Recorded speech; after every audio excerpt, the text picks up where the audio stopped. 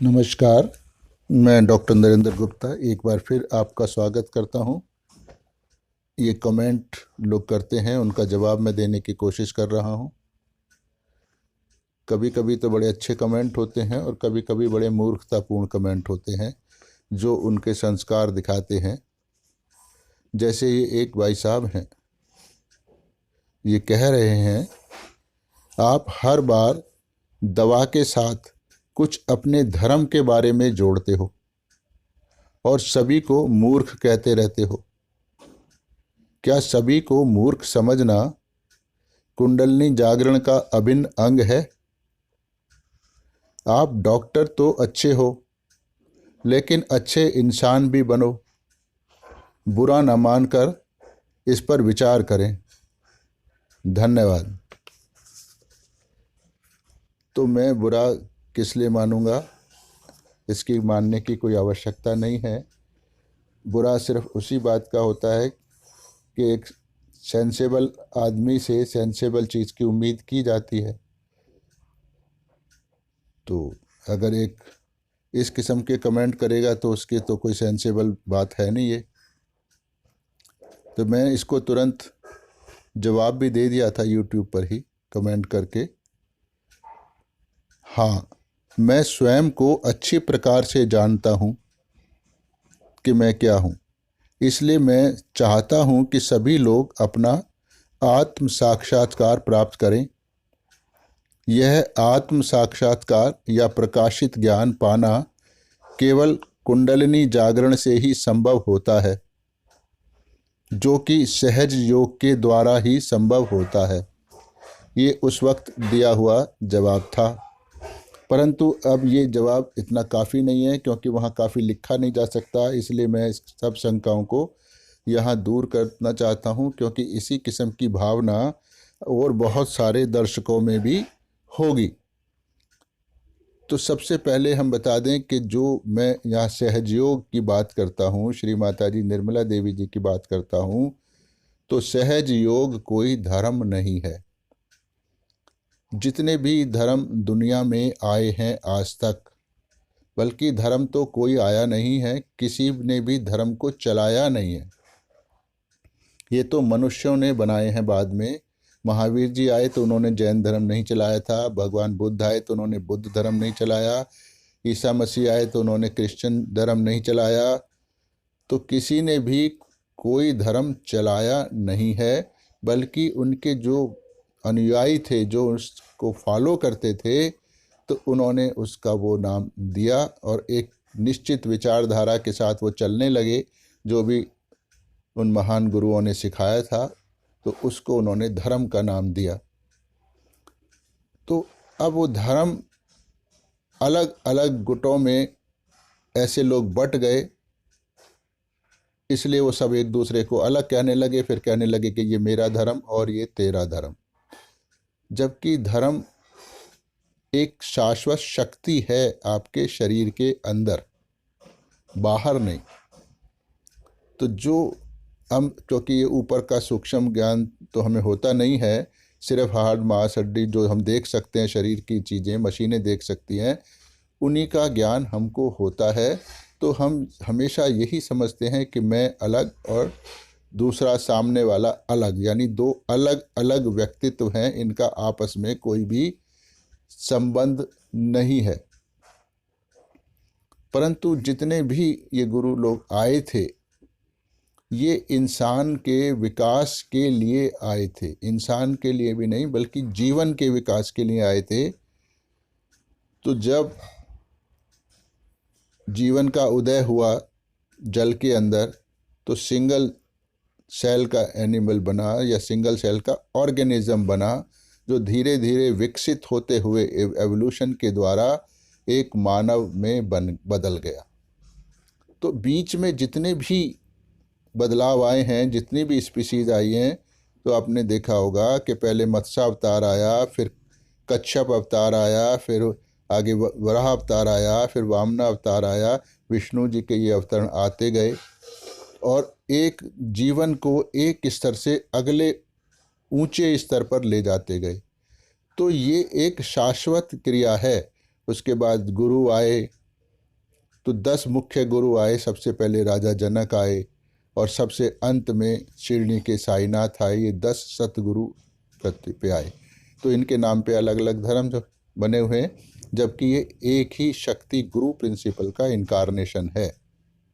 तो इसका मतलब है कि जब सारे जो चीज़ें, जो गुरु लोग आए, देवी देवता आए, अलग अलग पृथ्वी के स्थानों में आए, तो वो पूरी संपूर्ण सृष्टि को एक नई ऊंचाई तक विकसित करने के लिए आए थे। तो ये निरंतर चलने वाली प्रक्रिया है। तो एक धर्म दूसरे से अलग नहीं है। इसलिए मेरा धर्म और कहना, तेरा धर्म कहना, ये अज्ञानता का सूचक है। तो जब ये सहयोग, जब सारे धर्म पूर्णतः विकसित होकर मानव के रूप में मानव के अंदर स्थित हो गए हैं, यानी मानव के 10 धर्म होते हैं जो उसके नाभि चक्र के चारों तरफ मौजूद होते हैं। ये शक्तियां हैं, बाह्य में नहीं है। इसलिए हर इंसान हिंदू होता है, हर इंसान मुसलमान होता है, हर इंसान सिख होता है, हर इंसान ईसाई होता है, हर इंसान जैनी होता है, हर इंसान बुद्ध होता है। तो ये इसलिए मेरा धर्म और तेरा धर्म नहीं होता है। मैं सिर्फ यहाँ इतना बता रहा हूँ कि ये जो अब बातें मैं इस वीडियो में बता रहा हूँ, ये आम इंसान को मालूम नहीं होती हैं। ये केवल कुंडलिनी जागृति के बाद ही आती हैं। और कुंडलिनी जागृति अब इस युग में संभव हुआ है, उससे पहले संभव नहीं होता था। कुछ ही लोग अपनी तपस्या करके कुंडलिनी को जगाया करते थे, पर फिर वो दूसरों की नहीं जगा पाते। पर श्री माताजी निर्मला देवी ने इंसानों की कुंडलिनी जगाई है, उनके अंदर इंटीग्रेशन दिया है, यानी वो जान पाए हैं अपने शरीर के ऊपर कि हम सब मानव पृथ्वी पे जो मौजूद है एक दूसरे से कनेक्टेड हैं। एक महान शरीर विराट का अंग प्रत्यंग है, इसलिए अलग अलग नहीं हैं, सब एक दूसरे से जुड़े हुए हैं। और कुंडलिनी जागृति के बाद इस सत्य को हम अपने हाथों पर महसूस करते हैं।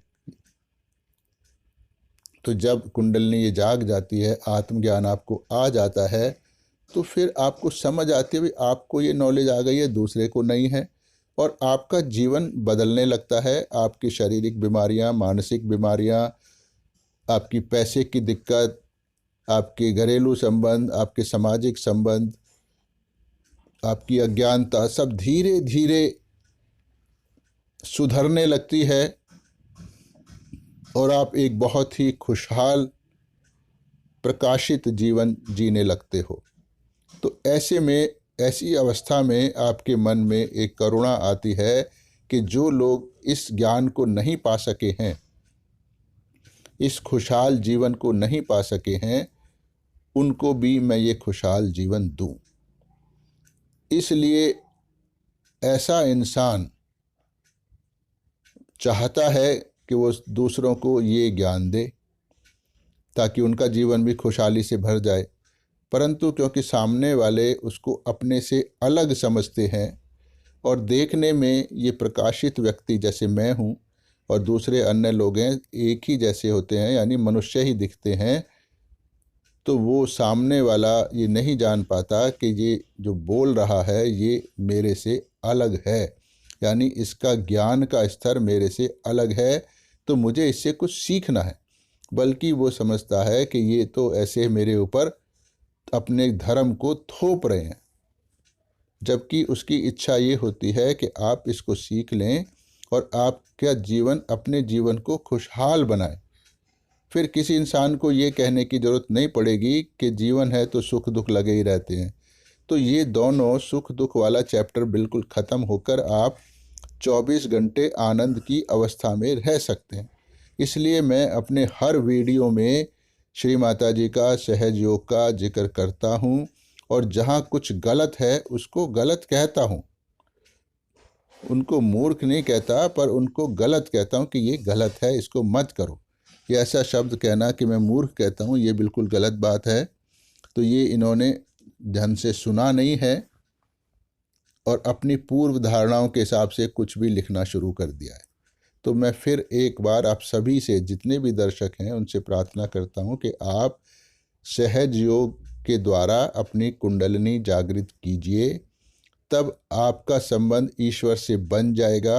आपके अपने शरीर में ईश्वर से सीधा ज्ञान आपको मिलने लगेगा। तो आपके जो परेशानियां हैं, बीमारी ठीक हो जाएंगी, मानसिक बीमारियां ठीक हो जाएंगी, पैसे की दिक्कत ठीक हो जाएगी, और भी हर स्थिति ठीक हो जाएगी। और जो भी आपका धर्म है और आपके धार्मिक ग्रंथ हैं, उनमें जो कुछ लिखा हुआ है उसका प्रैक्टिकल आपको अपने शरीर में, अपने जीवन में महसूस होने लगेगा। तब आप जान पाओगे कि जितने भी धर्म दुनिया में हैं, जितने भी साधु संत गुरु देवी देवता इस पृथ्वी पे अवतरित हुए हैं, सब एक दूसरे के पूरक थे, अलग नहीं थे। तो फिर आप भी चाहोगे कि आप दूसरों को इस ज्ञान को दें। तो सब्जेक्ट नया होने से शायद उतने अच्छे से ना समझ आई हो मेरी बात, पर आप बार बार सुनेंगे तो आपको समझ आएगी। तो आप फिर इस कुंडलिनी जागृति के बारे में जो कुछ मैं कहता हूँ उसका आपको बुरा नहीं लगेगा, बल्कि आपको अच्छा लगेगा कि आप कोई तो है जो हमारा जीवन खुशहाल करना चाहता है। बहुत बहुत धन्यवाद।